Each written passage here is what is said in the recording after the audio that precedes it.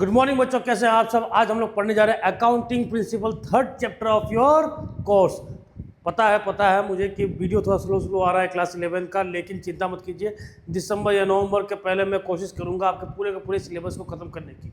ठीक है बच्चों, चिंता मत करिएगा। हाँ, अब थोड़ा सा रिदम आ जाएगा 11th वाले वीडियो में। 12th वाले वीडियो में थोड़ा सा ज़्यादा फोकस होने के चक्कर में 11 की वीडियो थोड़ा स्लो हो गई थी, चिंता मत कीजिए। लेकिन अब आपको जल्दी जल्दी वीडियोस मिलने वाली है क्लास 11th की।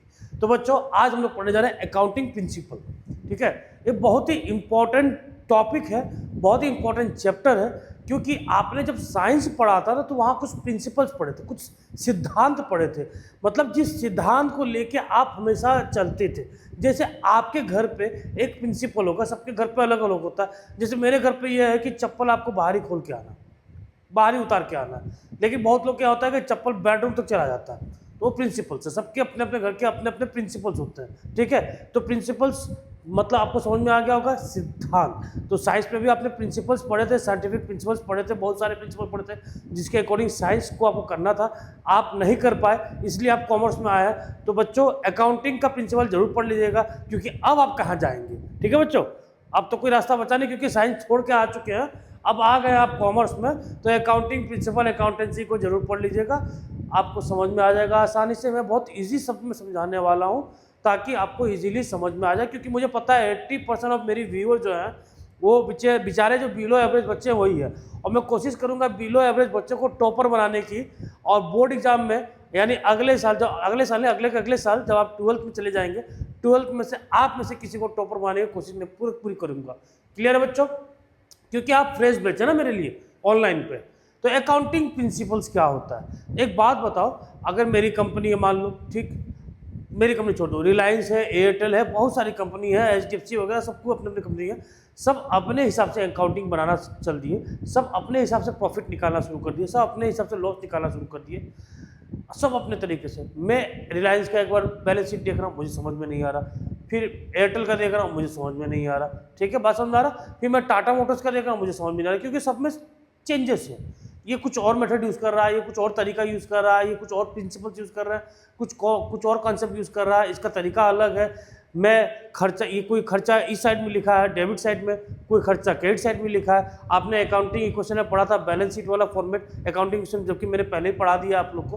तो अकाउंटिंग में बैलेंस शीट देखा था, एक साइड लायबिलिटी, एक साइड ऐसे, किसी ने इस साइड लिखा है, किसी ने इस साइड लिखा है। मतलब कई सारे तरीके हो सकते हैं, सब अपना तरीका लगा सकते हैं कि नहीं लगा सकते हैं। ये जितने दुकानदार हैं, छोटे मोटे दुकानदार हैं, किसी ने अकाउंटेंसी वाला टेक्निक इस्तेमाल नहीं किया, सब अपने मेथड से लिए चले जा रहे हैं। सबका बुक अगर तुम देखोगे तुमको समझ नहीं आएगा ये लिखे क्या है, तुम्ही को लिख के दे दिया, तुमको समझ में नहीं आता लिखे क्या है। तो भैया इस चीज़ को हटाने के लिए ना अकाउंटेंसी में, क्योंकि हमको सबका बैलेंस शीट चेक करना है। क्यों चेक करना है मुझे बैलेंस शीट?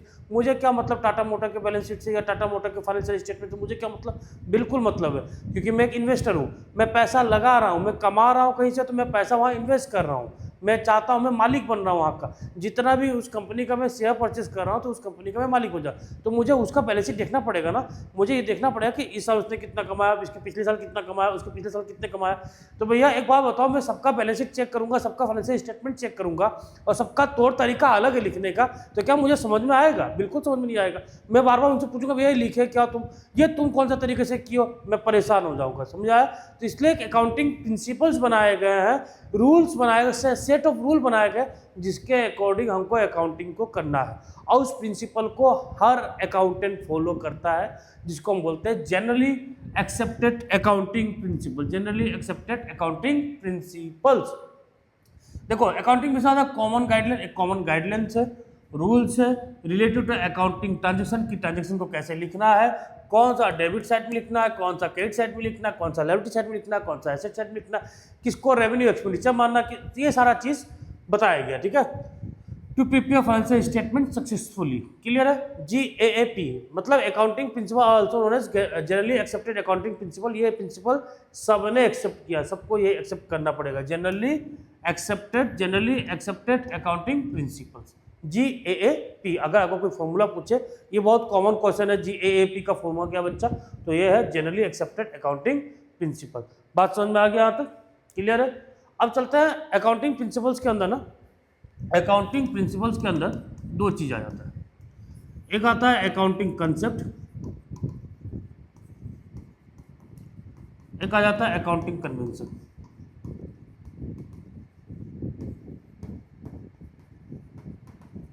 अकाउंटिंग कंसेप्ट भी बोल सकता है, एजम्पशंस भी बोल सकता है। ठीक, ये बताओ आपको घर पे खाना बना होगा ना, खाना बना होगा तो आप तो ये एज्यूम यही होंगे कि उसमें नमक पड़ा, पानी पड़ा, प्याज पड़ा, ये तो आपको कॉमन सी बात है ना, पता है ना। तो वैसे अकाउंटिंग कंसेप्ट हैं, अकाउंटिंग कंसेप्ट ऑल टोटल 11 है, जिसमें से 3 ऐसे हैं जो बहुत बेसिक है, जिनका यूटिलाइजेशन हर अकाउंटेंट करता है। ये 3, ये बहुत बेसिक है, आप सोचना ही नहीं है आपको कि ये कंसेप्ट लगाया जाए कि नहीं लगाया जाए, ये लगा हुआ है, इनबिल्ट है, मान लो लगा हुआ है। बात समझा, जैसे सब्जी में प्याज, वैसे अकाउंटिंग में ये 3 फंडामेंटल अकाउंटिंग या बेसिक अकाउंटिंग, बाकी कंसेप्ट, बाकी जितने हैं वो भी अकाउंटिंग कंसेप्ट ही है, ठीक, लेकिन ये 3 बेसिक है। अब ये अकाउंटिंग कंसेप्ट होता क्या देख लो, in order to make accounting language convey to same meaning to all people, सब पीपुल को एक सेम मीनिंग कन्वे करने के लिए, मीनिंगफुल बनाने के लिए, most of the accountant have agreed to a number of concept. ये सारे कंसेप्ट पे सारे अकाउंटेंट क्या किए हैं, एग्री किए हैं, चलो हाँ अकाउंटिंग को इस तरह बनाया जाए, ठीक है, और इस कंसेप्ट को वो फॉलो करेंगे। क्या करेंगे, इस कंसेप्ट को हम फॉलो करने वाले हैं, हम भी अब फॉलो करने वाले हैं। क्या क्या है, अब हम लोग धीरे धीरे इसको समझते हैं, एक एक करके समझते हैं, ठीक है।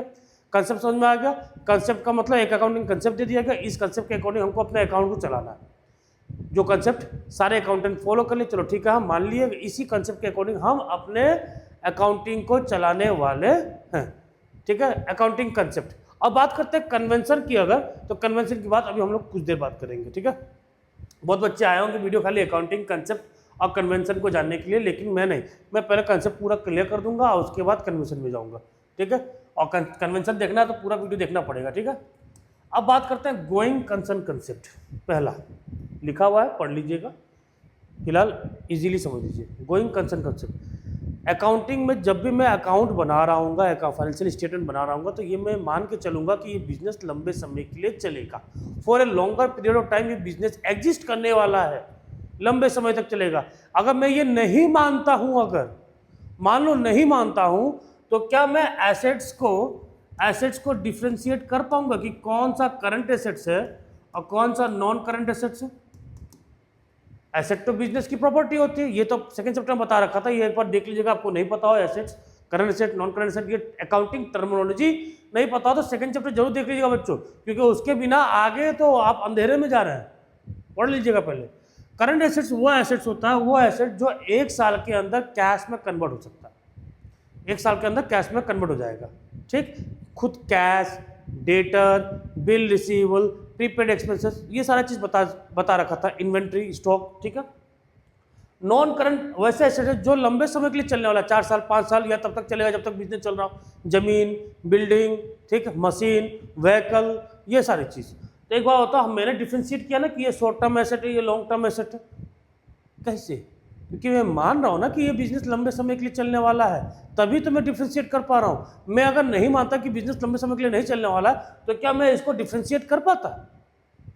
1 साल के लिए अगर एक बिजनेस खोला जा रहा है तो मैं कैसे डिफ्रेंशिएट करूंगा, बताना कि फर्नीचर कहाँ जाएगा, करंट एसेट में कि नॉन करंट एसेट में, कैसे डिफ्रेंशिएट करूंगा, क्योंकि फर्नीचर तो लंबे समय के लिए चलने वाला है, मैं बिजनेस एक ही साल का मान के चल रहा हूँ, क्या डिफ्रेंशिएट कर पाऊंगा? नहीं।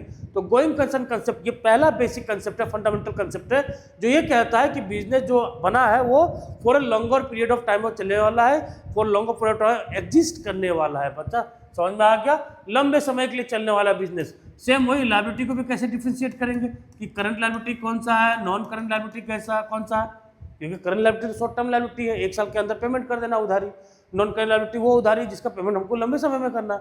हम मान के चल रहे हैं लंबे समय के लिए बिजनेस चलेगा तभी ना, बात समझ में आ गया। तो पहला था गोइंग कंसर्न कंसेप्ट, दूसरा है कंसिस्टेंसी कंसेप्ट, इसको ध्यान समझिएगा। कंसिस्टेंसी, कंसिस्टेंट यानी मेथड ना बदलो, आप बार बार टीचर बदलोगे ना तो आपको भी समझ में नहीं आएगा। कोई एक टीचर पकड़ लो, कैसा ही पढ़ा रहा हो, सब टीचर अपने लेवल में अच्छा ही पढ़ाते हैं, ठीक, किसी एक टीचर पढ़ लो आप निकल जाओगे, लेकिन वही 10 टीचर को पकड़ेंगे, सबका तरीका थोड़ा थोड़ा अलग होगा, कंसेप्ट सेम ही होगा लेकिन तरीका पढ़ाने का अलग अलग होगा, तो आप कंफ्यूज जाएंगे। कोई एक टीचर पकड़ो और वो आपका नैया पार निकाल देगा, बात समझा। तो वही चीज़ कंसिस्टेंट कंसेप्ट अकाउंटेंसी में कहता है, अकाउंटिंग में कहता है कि आपने जो मेथड इस्तेमाल किया इस साल उसी मेथड को अगले साल भी लेके चलिएगा। मेथड ना चेंज कीजिएगा। मेथड चेंज करेंगे तो कभी प्रॉफिट ज़्यादा दिख सकता है, कभी प्रॉफिट कम दिख सकता है, और जो इन्वेस्टर है जिसने पैसा लगाया होगा वो कंफ्यूज हो सकता है। अब इसका एग्जांपल दे देता हूँ, जैसे कि मान लो डेप्रिसिएशन। डेप्रिसिएशन क्या होता है आपको पता है बच्चा? डेप्रिसिएशन होता है reduction in the value of fix asset. जैसे आपने गाड़ी खरीदा, गाड़ी आज 9 लाख का खरीदा, 1 महीने के बाद बेचना चाहते हो तो क्या गाड़ी का 9 लाख मिलेगा? आपको नहीं मिलेगा। गाड़ी का आपको मिलेगा 8 लाख रुपया, क्योंकि कहीं ना कहीं वो गाड़ी यूज़ हुई है, वेयर एंड टियर हुआ है, पासेज ऑफ टाइम हुआ है, टाइम पास हुआ है, तो कहीं ना कहीं उसकी वैल्यू घटी है, जिसको हम बोलते हैं डेप्रिसिएशन। अब डेप्रिसिएशन निकालने के लिए ना बच्चे बहुत सारे मेथड है, लेकिन हम क्लास 11 में 2 मेथड पढ़ रहे हैं। एक तो है तुम्हारा स्ट्रेट लाइन मेथड, ये पूरा एक चैप्टर बनने वाला बच्चा, फिलहाल मैं समझा रहा हूँ। एक स्ट्रेट लाइन मेथड है और दूसरा है return down value method. Return down value method, ठीक। मैं ये क्यों बता रहा हूँ अभी बता दे रहा हूँ। मान लो 1 अप्रैल 2021 को मैंने एक मशीन खरीदा 1 लाख रुपए का। कितने का? 1 लाख रुपए का। मैं दोनों मेथड से कैलकुलेट करके बता रहा हूँ आपको। ये बताओ, 2021 को खरीदा मैंने, साल का आखिरी कब आएगा? 31 मार्च 2022 को। अब बोला गया है कि इस मशीन पर डिप्रिसिएशन लगेगा हर साल 10% पर एनम। हर साल कितना लगेगा? 10% पर एनम। तो साल के आखिरी में इस पर डिप्रिसिएशन लग जाएगा कितना? 10,000 का। इसकी वैल्यू कितनी होगी अब? 90,000। इस पर कितना लग जाएगा? 10,000। कितना हो गया इसकी वैल्यू? 90,000। ठीक, ये तो वैल्यू हो गया अगले साल का, यानी 1 अप्रैल 2022 का। अब इसका साल का आखिरी, ये पहला साल है, साल आपको पता है ना, अभी हम बताएंगे साल के बारे में बताएंगे। ये पहला साल, ये दूसरा साल। दूसरा साल खत्म होगा 31 मार्च 2023 को। ये साल वाला भी बताने वाला ही हो, टॉपिक इसी में आएगा, ठीक है। अब बोला क्या 2023 साल के आखिर में फिर से डिप्रिसिएशन लगाना, तो 90,000। स्ट्रेट लाइन मेथड में यही है कि जो एक बार लग गया वो जिंदगी भर लगेगा, यानी 10,000। ये हो गया तुम्हारा कितना? 80,000। लेकिन रिटर्न डाउन वैल्यू मेथड में ये है कि जो उस साल का करंट वैल्यू है, यानी 90,000, 90,000 पे 10% लगेगा, यानी 9,000, यानी ये कितना हो गया? 81,000। बात समझ में आ रहा? यहाँ पे जो एक बार लग गया जिंदगी भर वही लगेगा। यहाँ पे उस साल की जो करंट वैल्यू है उस पर लगेगा। तो यहाँ डिप्रिसिएशन कितना कटा? यहाँ पे लेस डिप्रिसिएशन कितना कटा? 10,000। 10,000 कटा ना। यहाँ कितना कटा? 9,000। तो यहाँ नुकसान ज़्यादा दिख रहा 1,000 का, यहाँ नुकसान कम दिख रहा 1,000 का। फायदा हो रहा है ना। यहाँ का प्रॉफिट थोड़ा सा तुमको ज़्यादा दिखेगा, यहाँ का प्रॉफिट, ये जो 10,000 कट रहा है ना, ये प्रॉफिट में से कटेगा। तो ये 10,000 कटा ऐसा, इसका कितना कटा? 9,000, यानी 1 साल का फायदा, 1,000 का कितना हो रहा है? फायदा हो रहा है। बात समझ में आ रहा है? तो यही मेथड को अगर हम चेंज कर देंगे, क्या कर देंगे बच्चा? चेंज कर देंगे। आधा साल इसको चला, आधा साल उसको चला, या 1 साल इसको चला, अगले साल उसको चलाए, तो ये मतलब कंज्यूमर जो इन्वेस्टर है वो कंफ्यूज होगा कि नहीं होगा? प्रॉफिट कहीं ना कहीं उल्टा पुल्टा दिखेगा कि नहीं दिखेगा? इसलिए कहा जाता है कि जिस भी अकाउंटिंग प्रिंसिपल में ये कहा जाता है कि जो भी मेथड आप इस्तेमाल करें should remain consistent from 1 year to another. वो कंसिस्टेंट रहना चाहिए, चेंज नहीं करना आपको किसी भी मेथड को। आई होप आप लोग को ये समझ में आ गया होगा। चलिए अब बात करते हैं एक्यूरेल कंसेप्ट। कोई दुकानदार देख रहे हो बहुत खुश है, ग्राहक आई है, ठीक। अब ये मान लो ये जितने एप्पल्स है और ये जितने अचार रखा है, अचारी है, अचार रखा कर इसको बेच दे रहा है। वो लेडीज अगर कैश दे रही है तो भी लिखा जाएगा, अगर कैश नहीं दे रही है, उधारी में लेके जा रही है, इसको हम क्रेडिट बोलते हैं, तो भी लिखा जाएगा। यानी एक्यूरेल कंसेप्ट ये कहता है कि आपने जो सामान बेचा है उसको लिख दो। कैश मिला नहीं मिला उससे मतलब नहीं। बात समझ में? यानी आपने नकदी बेचा या उधारी बेचा उससे मतलब नहीं, आपने सेल्स किया है उससे मतलब है, और उसी को हम मान लेते हैं कि रेवेन्यू जनरेट हो चुका है, रेवेन्यू हो चुका है। इसी को हम बोलते हैं एक्यूरेल कंसेप्ट। इसके ऑपोजिट में कैश बेसिस कंसेप्ट आता है। कैश बेसिस में ये होता है ना, कैश बेसिस में ये कि जो कैश आ रहा है तो ही लिखा जाएगा। आप सामान बेचे और कैश आया तो लिखा जाएगा, सामान बेचे पैसा नहीं आया तो नहीं लिखा जाएगा। लेकिन एक्यूरेल कंसेप्ट में ये कहता है कि आप सामान बेच दिए तो लिख दो।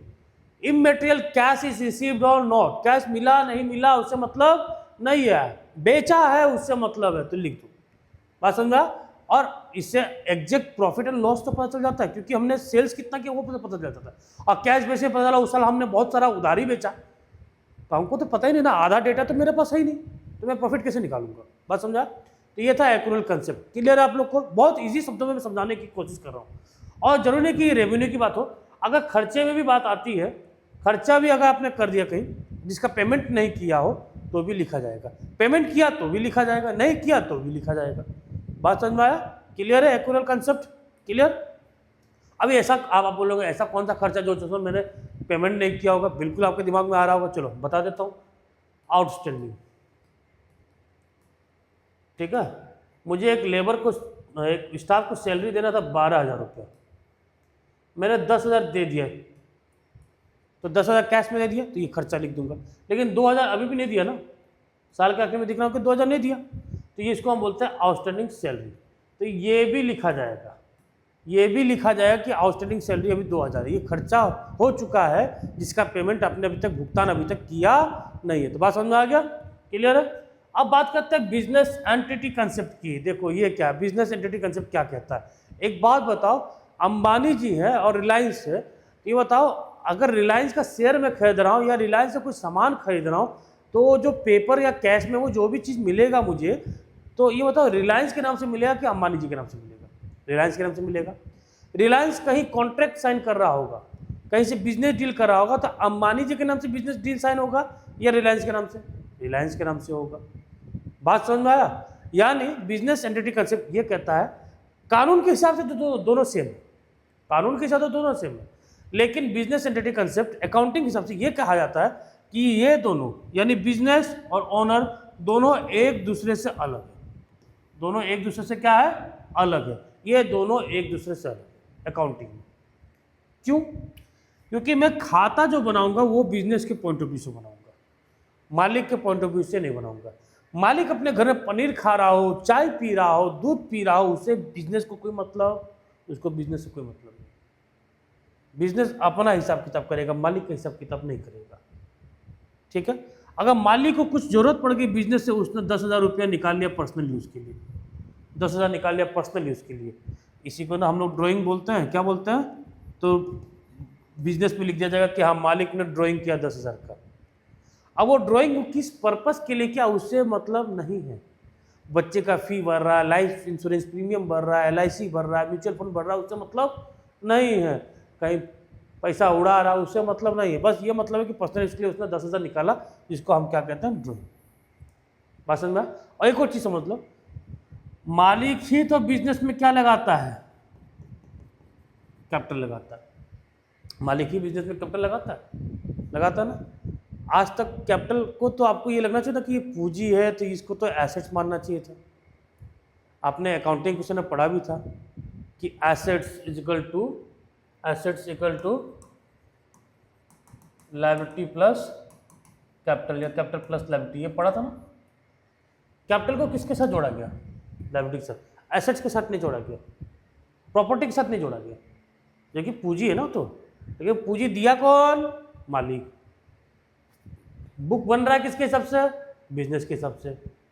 तो कहीं ना कहीं पूंजी यानी जो कैपिटल मालिक दे रहा है बिजनेस को, बिजनेस के लिए वो क्या है? लायबिलिटी है। क्या बच्चा? लायबिलिटी है, क्योंकि तुम पैसा दियो, मैं कमाऊंगा, तुम्हारा पैसा चुकता करूंगा। बात समझ में? तो जो भी बुक्स बनेंगे वो बिजनेस के पॉइंट ऑफ व्यू से बनेंगे, ऑनर के पॉइंट ऑफ व्यू से नहीं बनने वाला। इसीलिए जो कैपिटल ऑनर दे रहा है बिजनेस को, वो कैपिटल एसेट्स नहीं है, वो कैपिटल क्या है? लायबिलिटी है। इसलिए लायबिलिटी के साथ जोड़ा जाता है उसको। बात समझ में आया? तो बिजनेस अकॉर्डिंग टू इस concept, the business is treated as a unit separate and distinct from its owner, creditor, manager and other. In other words, the owner of a business is always considered as distinct and separate from the business he owns. बात समझा? मैंने Reliance company का share purchase कर रखा हुआ, आपको पता है कि शेयर जो भी परचेस करता है वो कहीं ना कहीं, जितने भी शेयर होल्डर वो कहीं ना कहीं ओनर ऑफ द कंपनी हो जाता है, अपने पार्ट के, अपने शेयर के। मान लो 1,000 का शेयर में खरीद रहा हूँ रिलायंस कंपनी का, तो उस उतने हिस्से का मैं मालिक बन चुका हूँ। मैं मालिक बन चुका तो क्या रिलायंस कंपनी में चलाऊंगा जाके? क्या कोई मुझे पूछेगा? नहीं, मेरी आइडेंटिटी उससे बहुत अलग है, मेरी आइडेंटिटी उससे बहुत अलग है। वो अपना चल रहा है रिलायंस कंपनी। तो ऑनर और बिजनेस की आइडेंटिटी अलग होती है।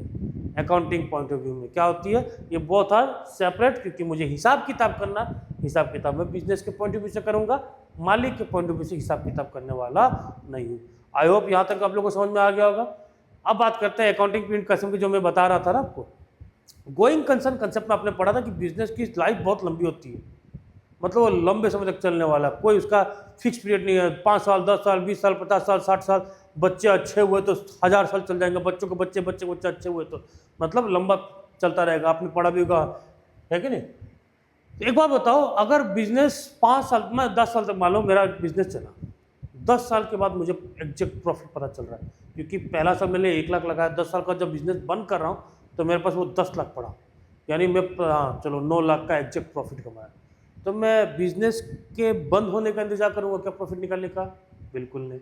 बिजनेस का बंद होने का इंतजार करूंगा तो पक्का बिजनेस बंद हो जाएगी, क्योंकि मैं हर साल अगर प्रॉफिट ना निकालूं तो मुझे पता ही नहीं चलेगा कि मैं इस साल कितना कमाया, इस साल लॉस कितना हुआ। लॉस हुआ तो करेक्टिव मेजर्स क्या लिया जाए ताकि अगले साल ना हो। तो ये जो लाइफ है बिजनेस का, जो गोइंग कंसर्न कंसेप्ट में बताया गया था कि लाइफ बहुत बड़ा है, तो ये जो लाइफ है बिजनेस का ना, इसको ना छोटे छोटे इंटरवल से बांट दिया गया, 12-12 महीने के 12 मंथ्स के इंटरवल में बांट दिया गया। कितने महीने में? 12 मंथ, यानी हर 12 मंथ में आपका बैलेंस शीट क्लोज होना चाहिए, फाइनेंशियल स्टेटमेंट क्लोज हो जाना चाहिए, आपको प्रॉफिट एंड लॉस निकल जाना चाहिए। और अकाउंटिंग पीरियड कंसेप्ट में साफ साफ बोला गया है कि अब आपको फाइनेंशियल ईयर कंसिडर करना पड़ेगा, कैलेंडर ईयर नहीं। कैलेंडर ईयर आपका कौन सा होता है? कैलेंडर ईयर चलता है आपका 1 जनवरी से लेकर 31 दिसंबर तक। 1 जनवरी 2021 को स्टार्ट हुआ है तो 31 दिसंबर 2021 को खत्म हो जाएगा। ये था आपका कैलेंडर ईयर। कैलेंडर ईयर की बात नहीं हो रही यहाँ पे, यहाँ बात हो रही है फाइनेंशियल ईयर यानी अकाउंटिंग ईयर की। फाइनेंशियल ईयर कब होता है? 1 अप्रैल 2021 से स्टार्ट होता है, खत्म होता है 31 मार्च 2022, अगले साल। आपका सेशन में तो ये चल रहा है। आप अप्रैल में स्टार्ट किए होंगे इस साल, क्लास 11th वालों ना, नहीं हाँ अप्रैल मान लो, मार्च में तो आपने एग्जाम दिया था 10th का, अप्रैल से स्टार्ट कर दिया। बहुत जगह अप्रैल से स्टार्ट हो गया, बहुत जगह जून जुलाई से स्टार्ट हो रहा है। तो अप्रैल से जो आपने सेशन स्टार्ट कर दिया, एग्जाम कब देंगे फाइनल एग्जाम? अगले साल के मार्च में। यानी इस साल आपने 2025 में, इस साल 2025 में आपने एग्जाम स्टार्ट, 2025 1 अप्रैल से मान लो क्लास स्टार्ट कर दिया, तो एग्ज़ाम कब देंगे आप? 2026 को 31 मार्च को। कहीं ना कहीं आप भी तो ये फाइनेंशियल ईयर को ही इस्तेमाल कर रहे हो।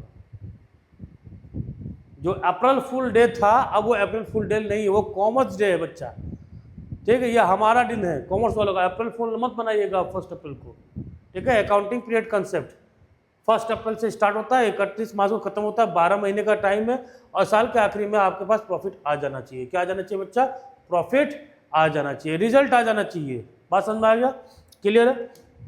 अब देखो यहाँ पे कॉस्ट कंसेप्ट या हिस्टोरिकल कॉस्ट कंसेप्ट, एक एग्जांपल देता हूँ इसको।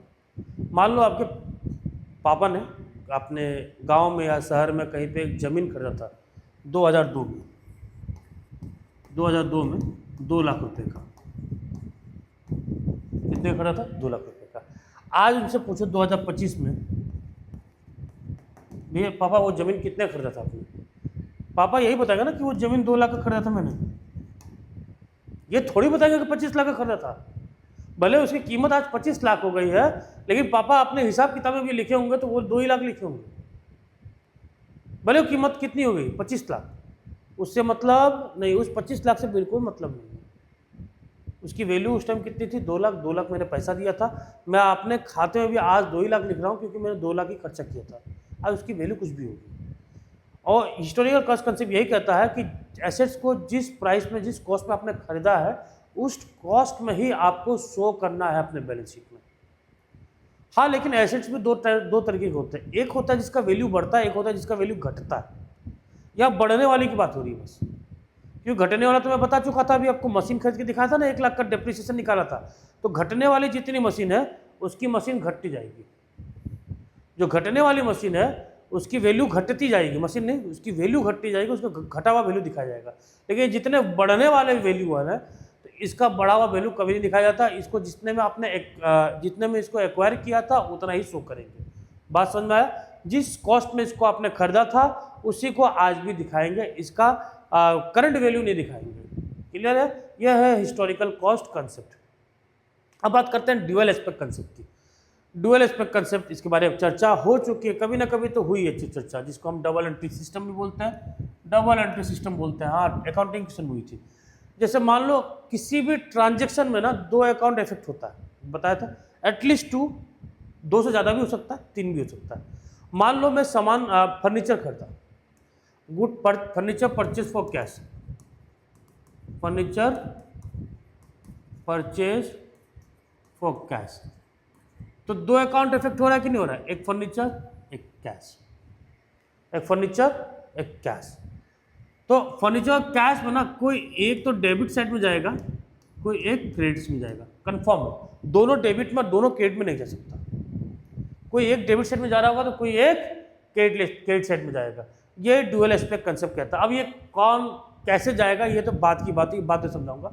वैसे अकाउंटिंग से मैं समझा भी रखा, अगर आपने देखा हो तो, ठीक है। According to this concept, every business transaction is recorded as having a dual aspect. In other words, every transaction affect at least 2 account. At least 2 account को affect करता है. If one account is debited, एक debited होगा तो other account should be must be credited, जिसको हम double entry system कहते हैं। क्या कहते हैं बच्चा? Double entry system. क्लियर है?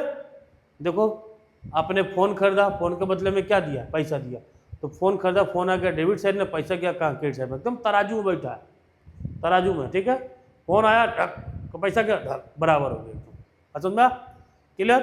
अब बात करते हैं रेवेन्यू रिकग्निशन कंसेप्ट। देखो शॉपकीपर कितना खुश हो रहा है, सामान बेचा, खुश हो गया। कस्टमर सोच रहा है यार क्यों है हंस रहा है, कहा है हंस रहा है, ये बेचारा कंफ्यूज है। देखो कंफ्यूज, ये पूरा खुश है, दांत फाड़ रहा है एकदम, दांत फाड़ के देखो पान खाया हुआ है। रेवेन्यू रिकग्निशन कंसेप्ट क्या होता है, ध्यान समझना। ये दुकानदार अगर इसको सामान बेच रहा है 1 जनवरी को, ठीक, 1000 का, ठीक, और ये जो बंदा कस्टमर 10 जनवरी को पैसा दे रहा है। कब दे रहा है? 10 जनवरी को। सेल्स कब हुआ? 1 जनवरी को। और ये पैसा कब दे रहा है? 10 जनवरी को। होता है ना कभी कि 10 दिन के बाद पैसा दे दूंगा। तो रेवेन्यू रिकग्निशन कंसेप्ट ये कहता है कि हम रेवेन्यू को उसी दिन रिकग्नाइज कर लेंगे जिस दिन सामान बेच दिया गया। जिस दिन सामान बेचा गया उसी दिन हम रेवेन्यू रिकग्नाइज कर लेंगे। उसी दिन हम मान लेंगे कि रेवेन्यू जनरेट हो चुका है। रेवेन्यू क्या है ये हम बताए थे सेकंड वाले चैप्टर में, बच्चा देख लेना।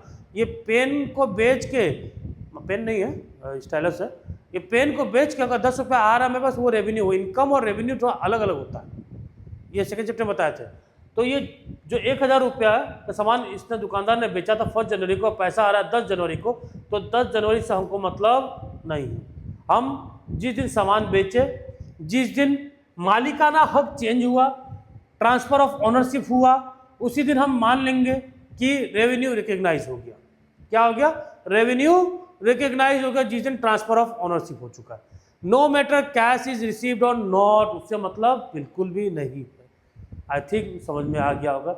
ये टॉपिक लगभग किसी एक पॉइंट से तो मिल रहा है, पीछे एक टॉपिक पढ़ाया था, किससे मिल रहा है कमेंट करके बताइएगा, ठीक है। अब देखिए मनी मेजरमेंट कंसेप्ट, बहुत मस्त टॉपिक है। मनी मेजरमेंट कंसेप्ट का ये मतलब है ना कि आप अपने अकाउंट पर वही चीज़ लिखेंगे जो पैसा में बोलता है। बिना पैसा वाला चीज़ तो हम लोग छूते ही नहीं, कॉमर्स वाले, ठीक है। बिना पैसा वाला चीज़ तो कॉमर्स वाले को छूना ही नहीं चाहिए। कॉमर्स वाले को हर चीज़ में पैसा दिखना चाहिए। पैसा है लिखो, नहीं है मत लिखो। लेबर लड़ाई कर लिए, लेबर स्ट्राइक में चले गए, मेरा मैनेजर बहुत अच्छा है, मुझे चाय पिला के पिलाता है, ये मैं नहीं लिखूंगा, मुझे उससे मतलब नहीं है। पैसा आ रहा है कि नहीं आ रहा है उससे मतलब है। पैसा आ रहा है तो लिखो, पैसा नहीं आ रहा तो भैया पैसा आ रहा है जा रहा है तो ही लिखेंगे। यानी कोई भी चीज़, मान लो चेयर खरीदे हो 10 और 1000 रुपये में खरीदे हो, तो इसको 10,000 में खरीदे हो, तो मनी मेजरमेंट कंसेप्ट ये कहता है कि जिसको भी हम मनी के टर्म्स में एक्सप्रेस कर सकते हैं उसको लिखेंगे, अदरवाइज उसको हम अपने बुक्स में लिखने वाले नहीं हैं। जिसको भी मनी के टर्म्स में एक्सप्रेस कर सकते हैं उसको लिखेंगे। तो चेयर खरीदा 10,000 रुपये में, 10,000 को आप मनी के टर्म में एक्सप्रेस कर सकते हैं, लिखेंगे।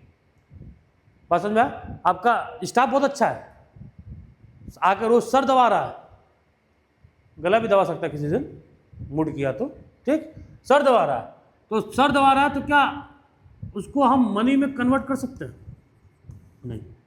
तो क्या उसको अकाउंट में लिख सकते हैं? नहीं। बाटर सिस्टम में चलो, जहाँ कमोडिटी टू कमोडिटी का एक्सचेंज होता था, है कि नहीं? चावल दिया, गेहूं लिया, मनी को एक्सप्रेस कर सकता है? नहीं। तो अकाउंटिंग में लिख सकता है? नहीं। बात समझ में आ गया? मैचिंग कंसेप्ट, देखो कितना खुश है, रेवेन्यू और एक्सपेंसेस, रेवेन्यू और एक्सपेंसेस, मैचिंग कंसेप्ट में आप मैच करेंगे। आपने जितना रेवेन्यू निकाला है, यानी मान लो ये 10 पेन बेच के आपने रेवेन्यू जनरेट किया 1000, ठीक, और उस 10 पेन को बनाने या खरीद के लाने में जो खर्चा था 500, इनको मैच करेंगे तभी ना जाके मेरे पास प्रॉफिट आएगा। यही मैचिंग कंसेप्ट है। This concept is very important for correct determination of net profit निकालने के लिए। According to this concept, in determining net profit from business operation, all cost which are applicable to revenue of the period should be charge against that revenue. यानी जितना cost है उस साल का जो भी रेवेन्यू है उससे चार्ज कर दो। चार्ज कर दो मतलब माइनस कर दो, माइनस कर दिया, मेरे पास नेट प्रॉफिट आ गया। बात समझ में आया? मैचिंग कंसेप्ट में हम मैच करते हैं, जैसे शादी के पहले कुंडली मिलाते हैं, वैसे अकाउंटिंग में प्रॉफिट निकालने के लिए हम क्या करते हैं? मैच करते हैं रेवेन्यू और एक्सपेंसेस का। बात समझ में आया? क्लियर है? अब ये लास्ट कंसेप्ट है ऑब्जेक्टिविटी कंसेप्ट। ये देखो क्या क्या दिया हुआ है, यहाँ पे तुमको दे दिया कैश मेमो, यहाँ दे दिया तुमको सेल इनवॉइस, ठीक है। देखो क्या है ऑब्जेक्टिविटी कंसेप्ट में, अगर तुमने पूरे का पूरा बिजनेस तूने अकाउंटेंट के हवाले छोड़ दिया है, अकाउंटेंट घपला कर सकता है कि नहीं कर सकता है? पैसा मार सकता है कि नहीं मार सकता? बिल्कुल मार सकता है। 500 का बोल देगा पेट्रोल भरा हूँ, 500 का पेट्रोल भरा हूँ, कोई प्रूफ नहीं है, बिल्कुल कर सकता है, घपला कर सकता है, ठीक। और साल के आखिरी में ना ऑडिटर आते हैं अकाउंट्स को ऑडिट करने के लिए, यानी चेक करने के लिए, तो उस टाइम वो घपला खोजते हैं, पकड़ते हैं ये घपला कहाँ किया अकाउंटेंट। ऑब्जेक्टिविटी कंसेप्ट ये कहता है कि ये जितने अकाउंटेंट हैं ये अपने बायसनेस को नहीं रखना चाहिए, मतलब पर्सनल बायस को हटा के ऑर्गेनाइजेशन के प्रॉफिट के टुवर्ड्स उनको काम करना चाहिए। मतलब घपला वपला छोड़ो, काम करो ऑर्गेनाइजेशन के टुवर्ड्स। इसलिए साफ साफ कहा गया कि अगर आप 500 को जो पेट्रोल भरे हो, 500 को जो पेट्रोल भरे हो, तो उसके रिगार्डिंग आपके पास एक एविडेंस होना चाहिए। पेट्रोल भरे हो 500 का तो उसके रिगार्डिंग एक एविडेंस होना चाहिए। कोई भी खर्चा दिख गया ये खर्चा है, भैया खर्चा का प्रूफ दिखाओ, यानी उसके बिहाफ में एक एविडेंस होना चाहिए। ये कहता है ऑब्जेक्टिविटी कंसेप्ट। अदरवाइज ये कंसेप्ट नहीं होगा तो होगा घपला कि नहीं होगा? घपला कर लेगा, कोई प्रूफ ही नहीं है। भैया सर हम तेल भरे थे, आप मानिए कसम माँ कसम हम तेल भरे थे, क्यों नहीं मान रहे आप? इतने दिन से काम करना आपको समझ में नहीं आ रहा? मैं भरा था तेल।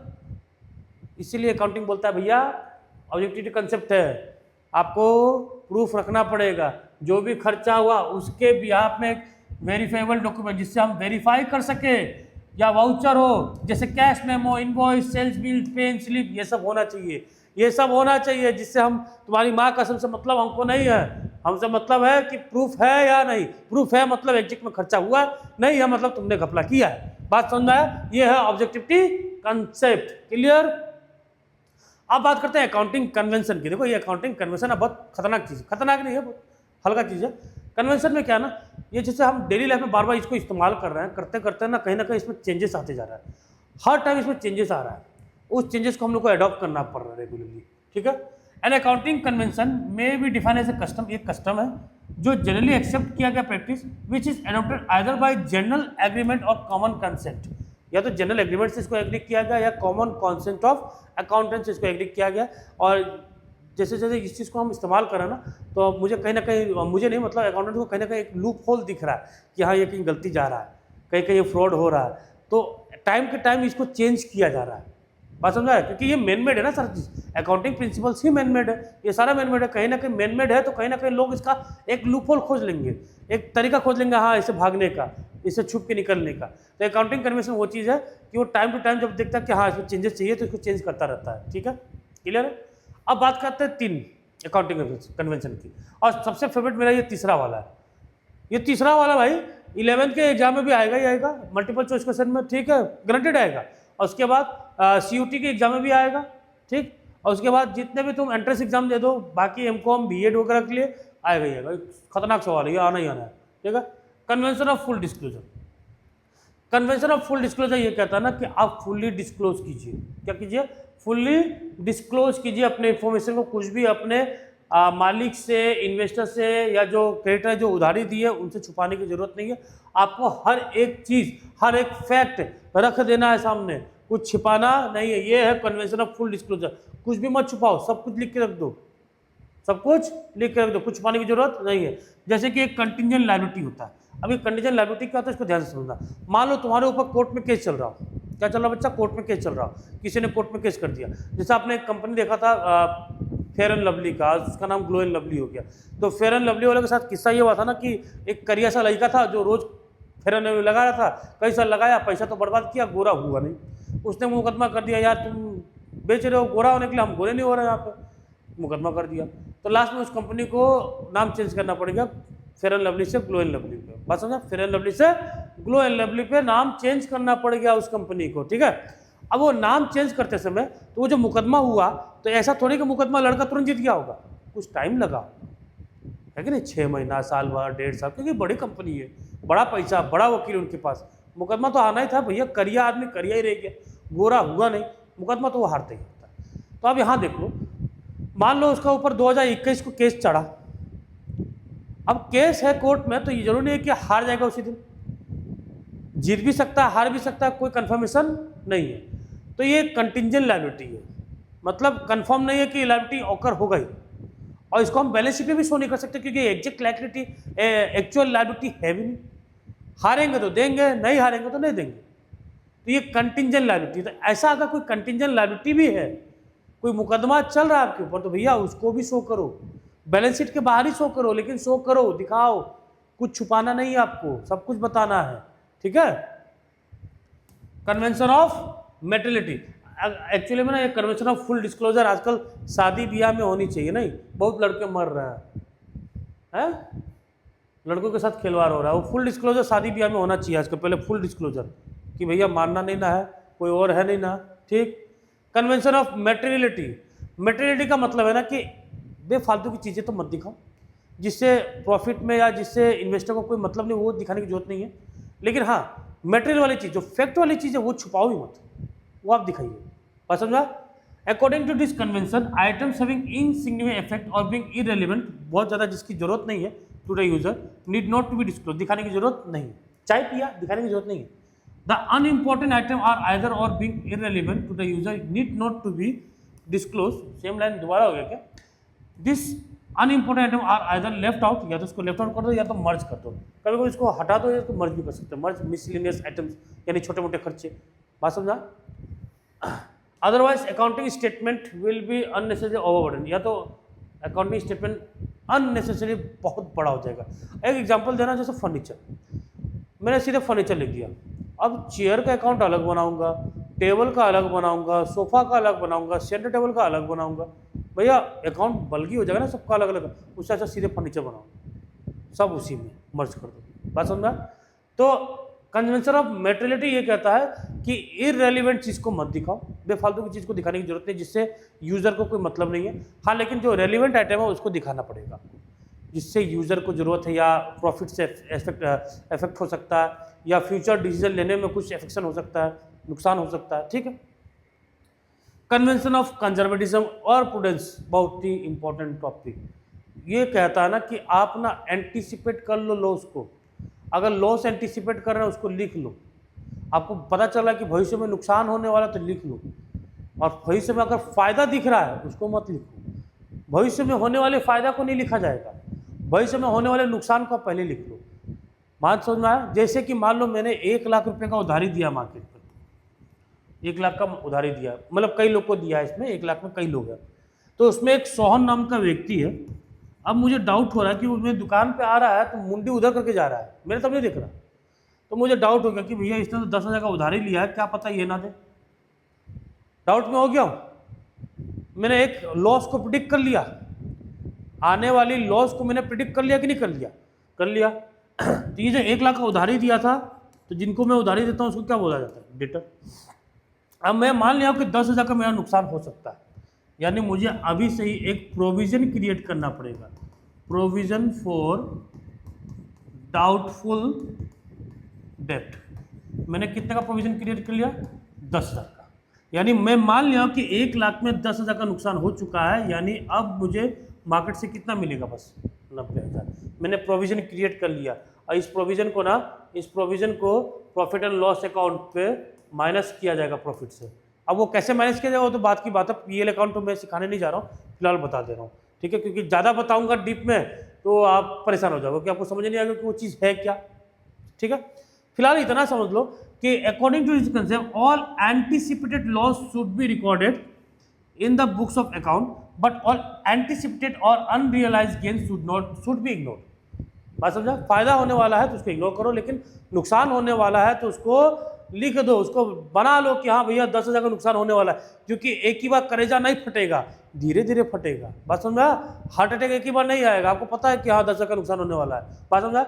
लेकिन ये एक और चीज़ ये इसमें है ना कि ये जो 10,000 का नुकसान की बात हो रही है, जरूरी नहीं है कि 10,000 हो, क्या पता एक और था जो वो भी ना दे, 5,000 का उधार एक और लिया था, 15,000 भी हो सकता है, 10,000 से कम भी हो सकता है। बात समझ में आया? तो ये जो एंटीसिपेट किया गया लॉस, जरूरी है कि जितना लॉस एंटीसिपेट किया गया उतना ही लॉस हो, उससे ज़्यादा भी हो सकता है, उससे कम भी हो सकता है बच्चों। बात समझ में आया? प्रूडेंस कन्वेंशन ऑफ कंजर्वेटिज्म, याद रखिएगा, जो भी भविष्य के वाले लॉस को एंटीसिपेट आप कर लेंगे उसको हम बोलते हैं कन्वेंशन ऑफ कंजर्वेटिज्म या फिर प्रूडेंस। क्लियर है? एमसीक्यू सोचा था लेकिन फिलहाल बस 2 ही एमसीक्यू लिख पाया हूँ, तो ये होमवर्क है, बाकी एमसीक्यू के लिए मैं एक अलग सा क्लास बनाने वाला हूँ, लाइव क्लास होगा, आपके एग्जाम्स के पहले होगा, ठीक है। तो बच्चों कब आपको चाहिए एमसीक्यू क्लास, आपके एग्जाम्स कब होंगे, प्लीज़ मुझे बता दीजिएगा कमेंट करके या डीएम करके, पर्सनली मैसेज करके इंस्टाग्राम में, ठीक है। उसके अकॉर्डिंग मैं मल्टीपल चॉइस क्वेश्चन के लिए एमसीक्यू के लिए लाइव क्लास चला दूंगा आप लोग के लिए। तो लाइव क्लास बच्चों वही देख सकते हैं जो जिन्होंने सब्सक्राइब किया होगा। क्लियर है? आई होप आप लोग को समझ में आ गया होगा। कैसा लगा अकाउंटिंग प्रिंसिपल पढ़ के प्लीज़ बता दीजिएगा। क्लियर है? और स्क्रीनशॉट तो आपने ले लिया होगा। क्लियर बच्चों? चलिए लाइक कीजिए, सब्सक्राइब कीजिए और हाँ चिंता मत कीजिए, सारा वीडियो आ जाएगा आपके पास। क्लियर? धन्यवाद।